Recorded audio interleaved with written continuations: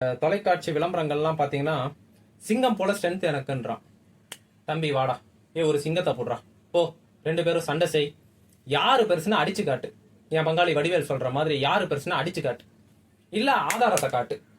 நான் இதை சாப்பிட்டேன், சிங்கம் மாதிரி ஸ்ட்ரென்த் வச்சிருக்கேன், ஆதாரத்தை காட்டு. சும்மா எதையாவது உளறிட்டு இருக்க கூடாது. அப்புறம் Boost is the secret of my எனர்ஜின்றாரு.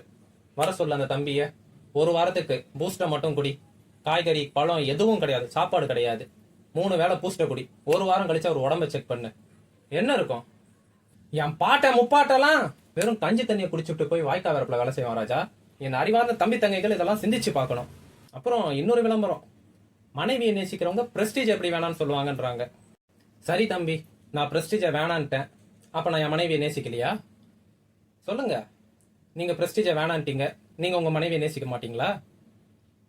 ஐயோ, எல்லாம் கால கொடுமை. என் அறிவார்ந்த தமிழ் சமூகம் இதெல்லாம் சிந்திச்சு பார்க்கணும். விளம்பரத்துக்காக பயன்படுத்தக்கூடிய ஒவ்வொரு வாக்கியத்துக்கு பின்னாலையும் ஒரு மிகப்பெரிய வர்த்தகம் இருக்கு ராஜா.